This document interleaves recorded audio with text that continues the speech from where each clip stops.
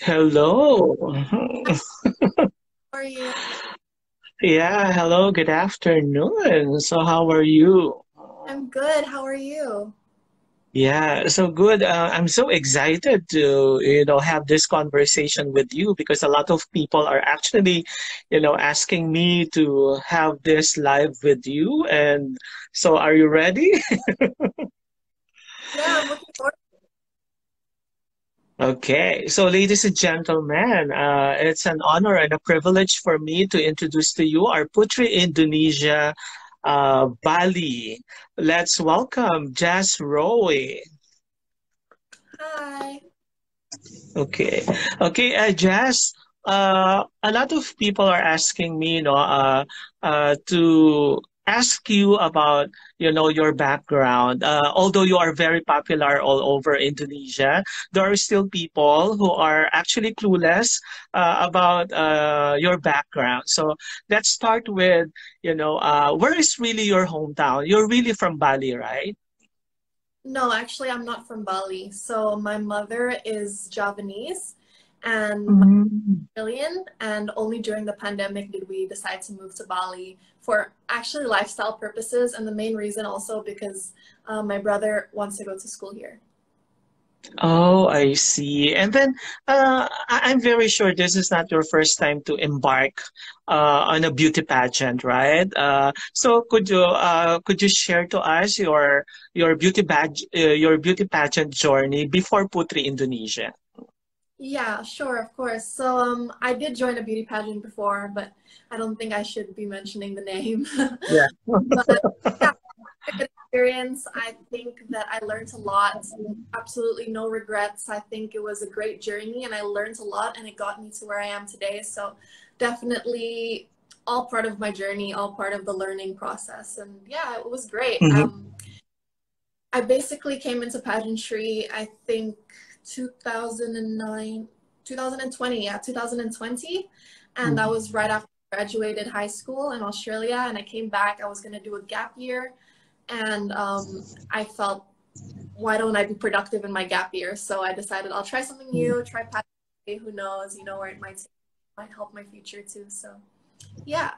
Okay, so Jess, that explains now. I was about to ask you a question like, how come you're very articulate, you're very proficient in the use of the English language, and it explains now that you studied in Australia. Yeah, okay. So, after you joined your first pageant, what made you decide to embark on probably the biggest pageant in Indonesia, which is Putri Indonesia? Who prodded you or who motivated you or who told you that, okay, try this, try Putri? Because I think a lot of fans, no, a lot of pageant lovers are actually rooting for you. But personally, what motivated you to join Putri? Definitely the support of pageant lovers. I think that I'm so blown away by like the support that I receive. Even though my following, I would say, is still quite small, I think the engagements are really something. I look at my posts and I look at the comments and I'm just so like, oh, my heart is so warm from all the love that I receive. And definitely that's what's motivated me to join pageantry. But also, I feel like I want to join pageantry because I want to have a platform to use my voice. And I felt as if this platform, Putri Indonesia, is much larger, grander scale. And I would love to be able to do that with this pageant. Okay, amazing, amazing. It's not easy to enter Putri Indonesia. Hundreds or even thousands of girls are always trying to make it in Putri. But then when you joined Putri Indonesia, how confident were you that you would be crowned as the Putri Indonesia Bali? To be honest, I found it quite overwhelming because I really thought that all the girls auditioning deserved a spot in the competition.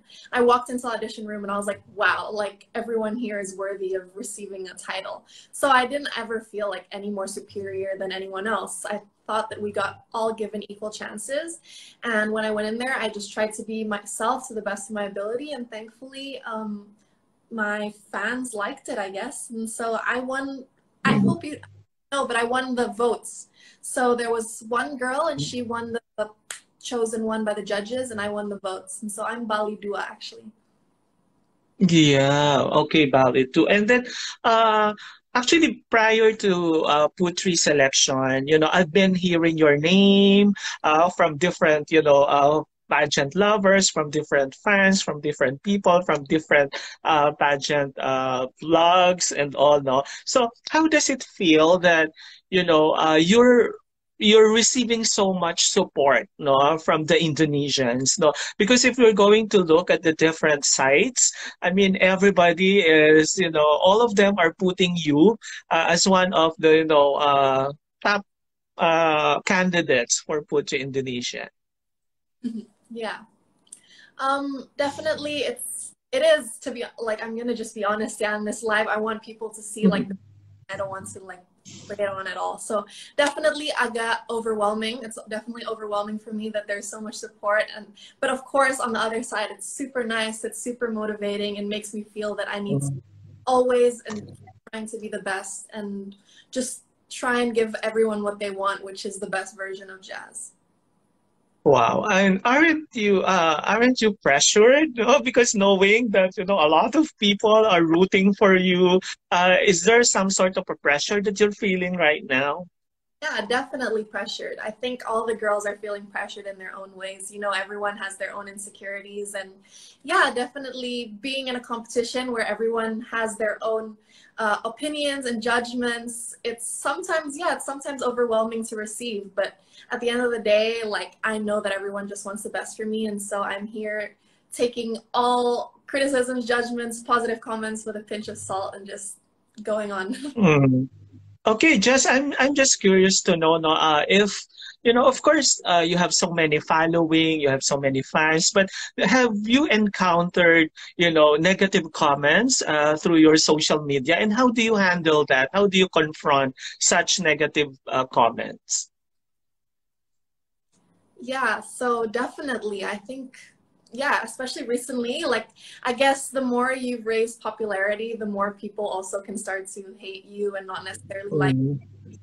But I think it's fine. Everyone can have their own opinion about me. That's completely fine. I cannot control that. And the more I tell myself I'm not in control and I'm not perfect, the more I'm able to accept all these comments, you know? So it's Mhm. Yeah, that's true. And at the end of the day, you have to focus on the people who support you, right? Okay. Jess, well, a lot of comments here are saying, wow, she's so smart, she's so beautiful, and all like that. Okay. Jess, let's talk about your advocacy. What is your advocacy and how do you promote such advocacy? And why did you choose such advocacy? Yeah. Okay. So when I was growing up, my parents, especially my dad, yeah, I'm super close to my dad. It's like, you know, dad and daughter, special connection there. So ever since little, we were taught that you need to appreciate the most simple things in life. And one of those things is nature. Nature is our free gift given from God, and we need to appreciate it to the best of our ability. So growing up, even though we did grow up in Jakarta and we did spend a lot of time, like, you know, going to malls, the usual thing, we always brought on the weekends to humble ourselves going to the beach. And so the beach is literally one of my favorite places in the whole world. No matter what beach I'm at, I'm just so happy anytime I'm close to water. Like, I love it. And so I wanted my advocacy to resonate with me. And because I love water so much, I believe that all people deserve access to clean water. And that's why I decided to work in collaboration with Waves for Water, which is an organization who creates charcoal water filters. And they mainly Mm-hmm. with surfers and people who, yes, enjoy the ocean as well. And so what these filters do is basically turn completely filthy, unhygienic water to completely clean, sanitized drinking water. And like, I've proven this on, I've, I've drank the dirty dirt water that I mixed together and I came out perfectly clean and I drank it and it's perfectly fine, you know? And so, yeah, we did a fundraiser at my high school when I was younger, and we managed to raise some money. And with the money, we bought water filters. We managed to get, I think, 80 water filters. One filter is $50 US. And with one filter, whole village of actually 100 people can get access to clean water. Because if, I'm not sure if you know, Wow. in Indonesia alone, 1 in 5 children actually die due to waterborne diseases under the age of 5. So it's a real problem in our country. And I wanted to raise it as I believe, again, everyone should receive access to clean water. Wow, and that's so interesting. It's very insightful. So you are very smart, you're very articulate, and I'm very sure you have prepared so much for Putri Indonesia. But in the course of your preparation, what do you find the most difficult aspect of the preparation? Is it the catwalk? Of course, Q&A would never be a problem to you. You're very articulate. So what aspect of training or preparation you find a bit difficult? Mm. I think the whole process of Putri Indonesia is a lot more than I actually expected. Like, I thought that the process will be, quite simple, but there's so much behind the scenes. There's all these dresses you need to, thankfully, all these designers want to work with you, but there's also the need for, yeah, being able to do your makeup, your hair, having your catwalk on point, speaking to you, this is like pretty easy, because when you're on stage and you have all the lights shining in your eyes and you're in high heels, you're not really balanced, like that's kind of what I'm scared of. And so that's what I've been trying to practice the most. So even though people are like, yeah, you're articulate, you know what you're talking about, sometimes when you're on the spot and you have you might have a stage fright, you might go blank, you might forget, and that's what I need to practice and be able to make myself content with. Oh, wow. Okay. Who is the real Jazz? No, because people are viewing you as someone who is in the pedestal, someone who is a beautiful, tall, articulate, smart, beauty queen material, and all like that. But what is the real personality of a Jazz Rowe? Oh, that's a nice question. I'd like to say that I'm pretty authentic. Like, I think that no matter who I meet, I always try and act like myself. And to be honest, if it's not good enough, then I don't really mind. As long as I try and be myself, I try and refrain from ever being fake or anyone that I'm not. In Indonesian, it's apa adanya. I think that's how you best describe me. Mhm. Okay, just what do you think, aside from water, which is actually your advocacy, what do you think are the other concerns of Indonesia that need to be attended to? Yeah, so I really think that mangroves are beneficial. And I've recently started working on some conservation work for mangroves because what people don't actually see is all the positive benefits. Like, if there was ever going to be a tsunami or heavy flooding, the thing that would stop it the quickest would be mangroves. Mangroves are great they're just such wonderful natural gifts given to us by God. And people, I think, don't have enough, what is the word? Sorry. We don't have enough knowledge about what benefits mangroves gives to us yet. And so I'm trying to learn that myself. And so the last week I went on my first mangrove conservation tour. I'm in collaboration with Rip Curl. We go off to the mangroves and we actually clean it up and we learn some stuff about it. And it's really cool. And I hope a lot more people can start being more initiative when it comes to cleaning up the mangroves because they actually have so many benefits for society. Mhm. Okay, during the pandemic, no, I mean, we're still in the pandemic, but this past 2 years, no, of being in a pandemic, what are some of the things that you realized in life? What are some of the things that change your perspective or your views about life? A lot, actually. The pandemic has made me, I think, grow up more than any part of my life has before. So yeah, when the pandemic happened, it was straight after I finished high school. I was about to have a gap year. I was actually planning on studying abroad and going to university in Durham, but changed my plans and I was like, I want to stay with my family and do my thing here and have a shot at a career. And it was actually the best decision I ever made. Me and my family, we got so much closer. And I learned that life is not a race, it's a journey. And so now this year, all my friends are actually finished with university, and I've only just started within the last year. And so Mm. I keep telling myself that it's okay, they're gonna be in front of me, but again, it's not a race, it's a journey, and I was able to decide upon what I want without rushing it. And that's one of the biggest lessons that I've learned throughout the pandemic. And also another thing, which is quite random, is I used to always, whenever I got invited by friends and like family to go out for dinner or like lunch or something out of the house, you know, that's kind of proper, I used to kind of refrain from it and be like, oh, I don't know, like maybe next time, maybe next time.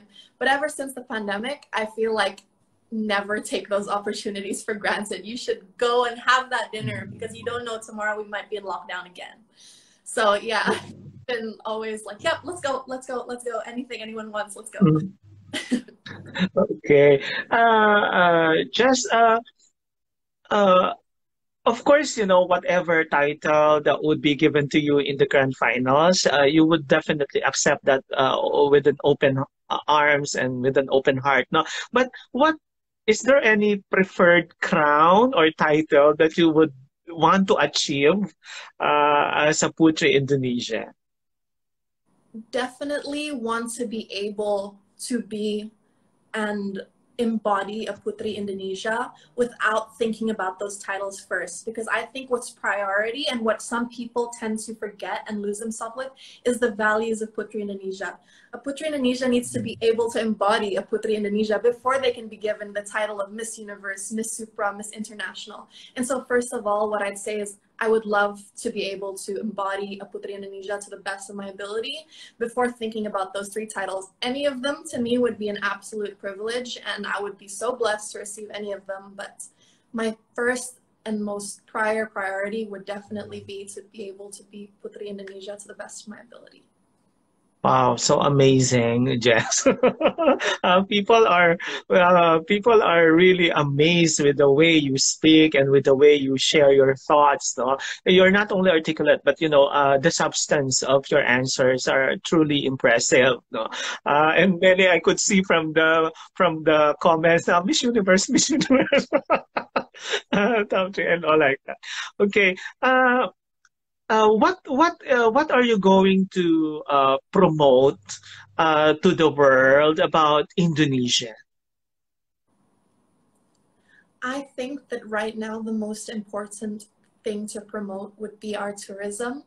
There's so many beautiful wonders in our country that have and should be explored. And although I'm representing Bali, and although it's like it's supposedly a tourist hub, everyone knows that, everyone wants to be here, I think that there's so much more in our country to be explored.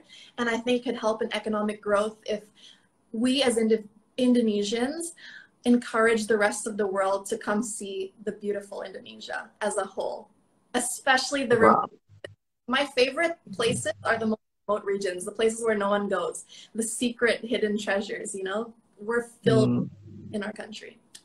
So there are still a lot of places and spots in Indonesia that are unexplored, right? Definitely. Okay. What are you going to say to, you know, to a teenager who is, you know, struggling to, you know, confront or is struggling to have her confidence intact? Confidence in general? Yeah. Yeah, in general. Because, you know, there are a lot of teenagers now who are not confident enough about themselves. And you being one of the women they are looking up to, okay, if they will be given the opportunity to really talk to you, what are you going to tell them? I would have two pieces of advice. The first one would be that whatever you see on social media, that's a stereotype. All those perfect lifestyles that you see, they're made to be perfect. You don't know what someone's life is behind the cameras. And so it's realistic to believe that by the time you're 20, 25, you have to have the nicest car, you have to have the nicest bags, you have to be living by yourself, you should move out from your parents. Like, these are all things that I think get ingrained in young people's minds to believe because that's what is portrayed on social media. And I think that's the biggest false thing to be believing in right now as the younger generation. Second of all, I think that everyone, again, maybe because of social media, believe that we need to be perfect all the time, and that's not true.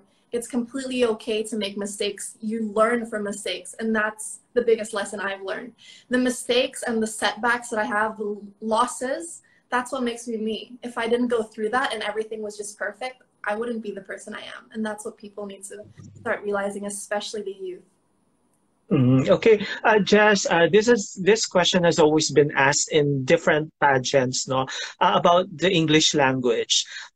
In your case, you are very articulate, you're so proficient in the use of the language, but do you think it's mandatory for a beauty queen to have a good fluency and mastery of the English language for her to be crowned as a queen? Do you think it's necessary for a beauty queen to really be very good in English?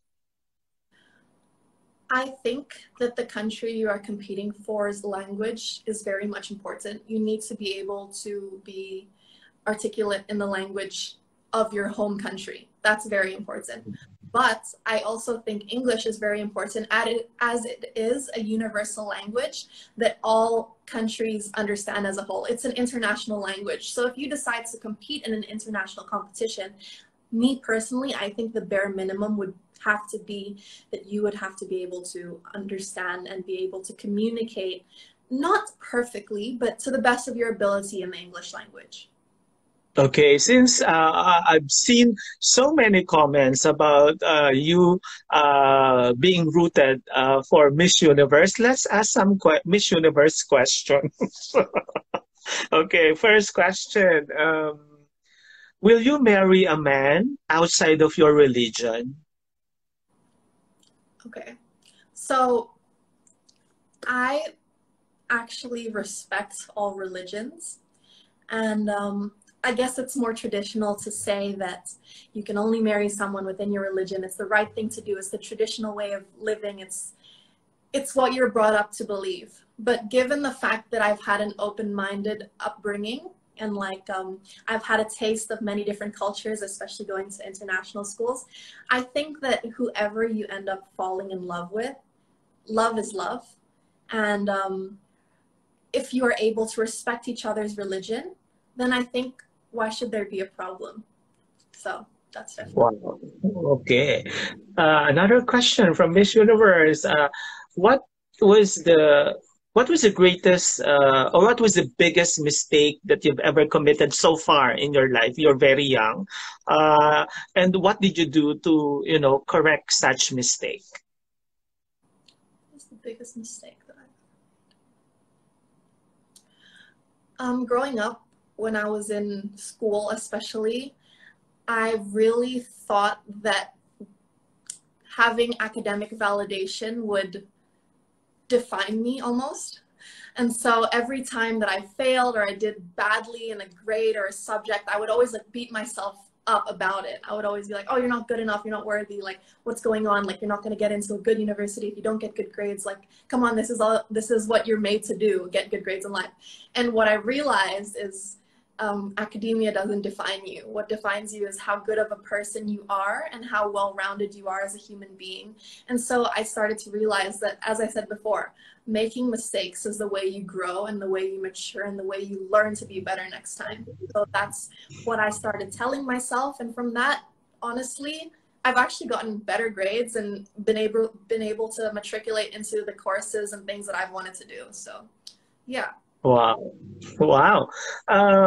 What do you think is the greatest invention in the last 10 years?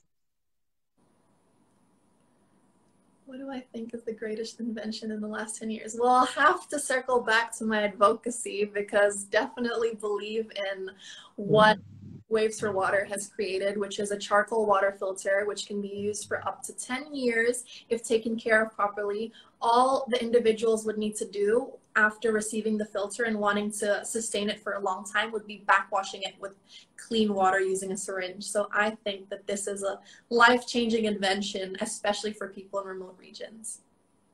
Wow. Okay. Being, a Putri Indonesia, you are actually the voice, no, the voice of humanity, the voice of the people. And if you will be given an opportunity to talk, to have a talk with the president, no, what are you going to discuss with him? I love this question. Actually, okay, I can't say that because it's a surprise. Um, so if I got the chance to talk with the president, I would talk about diplomacy. I've always kind of been interested in becoming a diplomat, so that really interests me. The current affairs through the perspective of the president's eyes, hearing it from the man himself, I think that would be an absolutely amazing honor. Also, I would like to talk about cybersecurity and counterterrorism because that's what I'm studying in university, and I want to know about the market and how far Indonesia has progressed when it comes to cybersecurity and terrorism, and how we can actually combat that in the future, and how I, as a Puteri Indonesia, could help in that situation. Okay. Just I want to know your take on this issue that there was this uh, issue about the netizens, the Indonesian netizens, no, that was considered by Microsoft as Indonesians as the most toxic netizens, no, at some point, no, a few years ago. What's your take on that?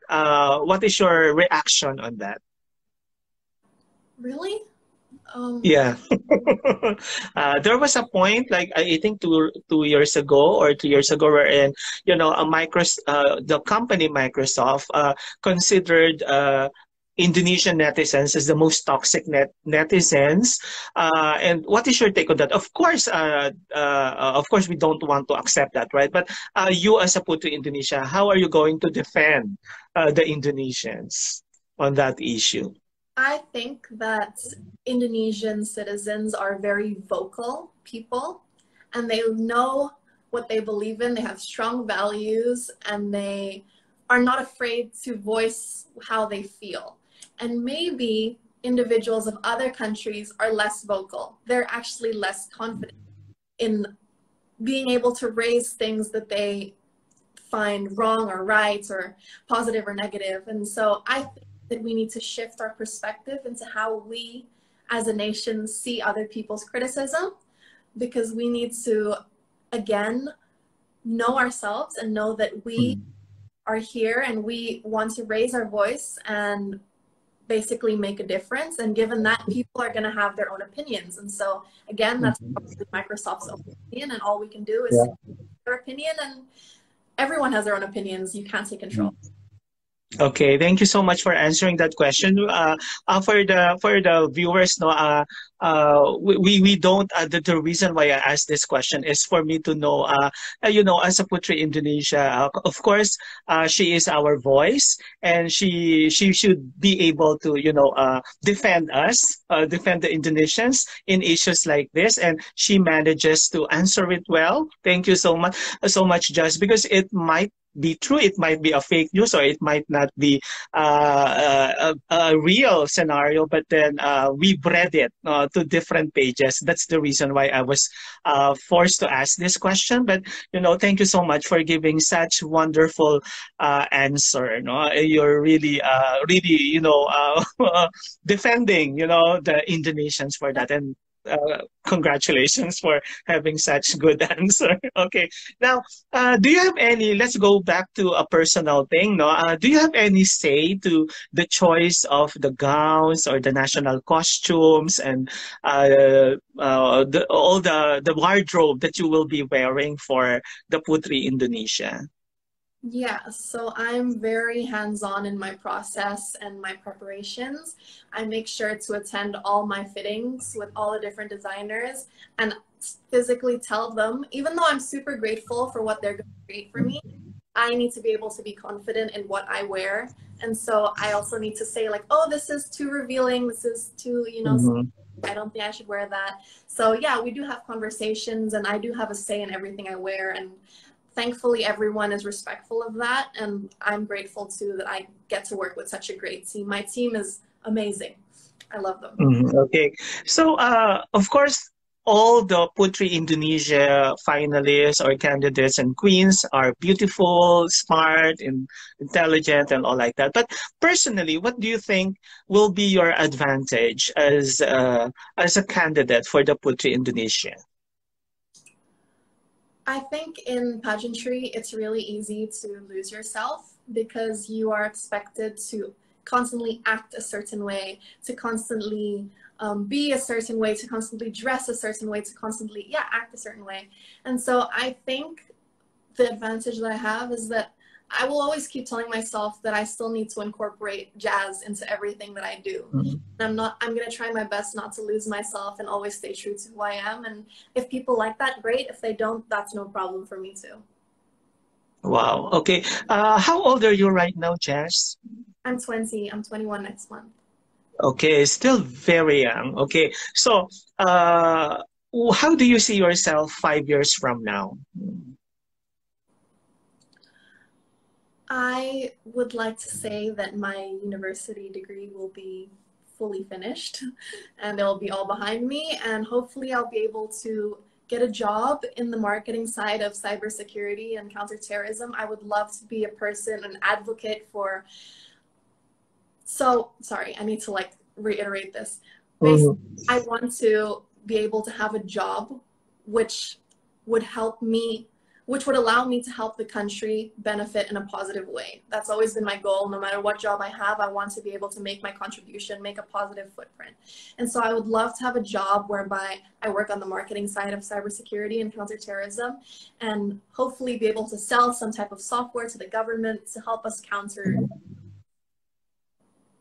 Okay, there are some questions. I would like to entertain some questions, but it's because they're very fast. No, I cannot be to choose. Wait, let's see some. If you have some questions, you may drop the questions. No, just Rowe is the next. Wait. Okay.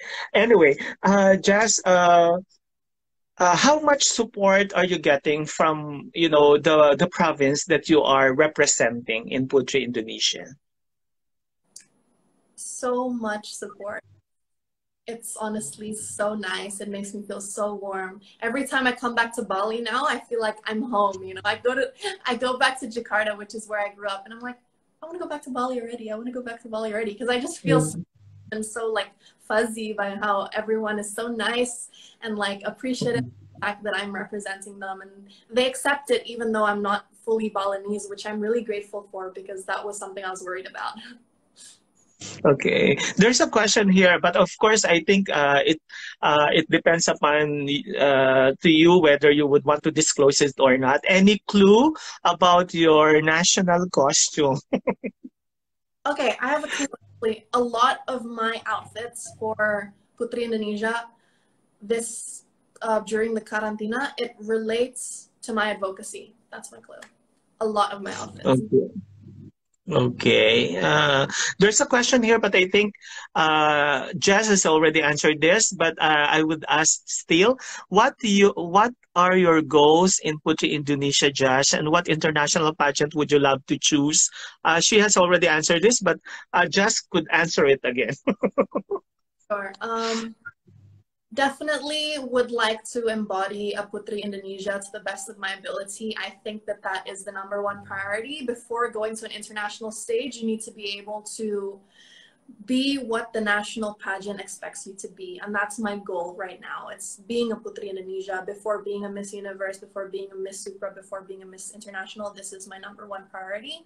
Aku ingin menjadi seorang Putri Indonesia to the best of my ability. Okay, from Petrushan, Miss Jess, do you have what do you think is your greatest contribution to your country so far? I think that every little bit of help helps the country, and I think that a little bit of help makes a difference. And so I would say that it's related to my advocacy and how I've distributed these water filters up in the Mentawai Islands. These are remote regions that don't receive enough attention, as opposed to, our more tourist attraction sites like Bali and Lombok and Raja Ampat, and so on. And so I think that that is the contribution that I've made so far. Okay. Another question from Lyra. Okay, what's your message and motivation for those who lost their hope, especially in this time of pandemic, wherein a lot of people have lost their jobs and their livelihood? What's your message to them? Honestly, I think that the pandemic is the perfect time to start a startup. So even me, as an example, during the pandemic I started writing music because music is my passion. I love singing, and during the pandemic I even released my first single, and I think it's just a great time to be able to settle down and really focus on what your priorities are. So definitely don't give up, keep fighting. Know that take the pandemic as a positive, like for you to have time to be locked down at home and to focus on the things that are important to you. You know, when there's no pandemic, you have freedom to do whatever you want. Sometimes you lose track of what's important and what goals you need to set and what goals you need to achieve. So I think you should take a positive mindset on the pandemic and be like, look, I have the time in my hands now. Why don't I be productive and be efficient and work on something that will benefit me in the future?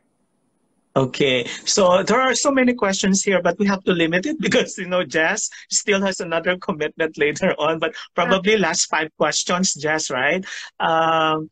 What's this? What do you think about FOMO, fear or missing out, and flexing that has been trend in Indonesia? Flexing. Okay, so FOMO, I think you can define and elaborate that in many ways, but what I know it to be is fear of missing out. And I think of it in more of a joking way. So when like my friends go and do something and I'm not involved, I'm like, oh, FOMO, like I wish I was there with you guys, But I don't actually understand where this person is coming from and what he's trying to ask me, because that's how I define FOMO. But for flexing, I actually am all for people being proud and showing off, in a sense, what they believe they've achieved and created. And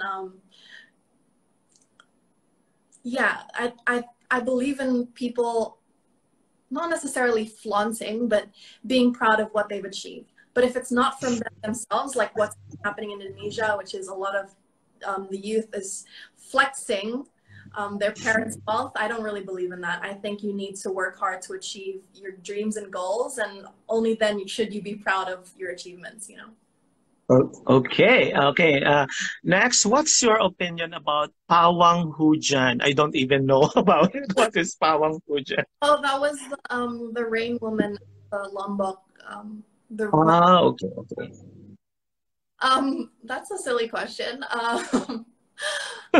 I think that she's doing her job, and whether you want to believe in what she does or not, that's up to you. But I think that she's doing her job, and it was brave of her to go out there in front of all those people and do her magic to help our country in getting rid of the rain so that we could go through with the races. And you know what? It worked. Like, all the guys got to go do their races, and they finished all good.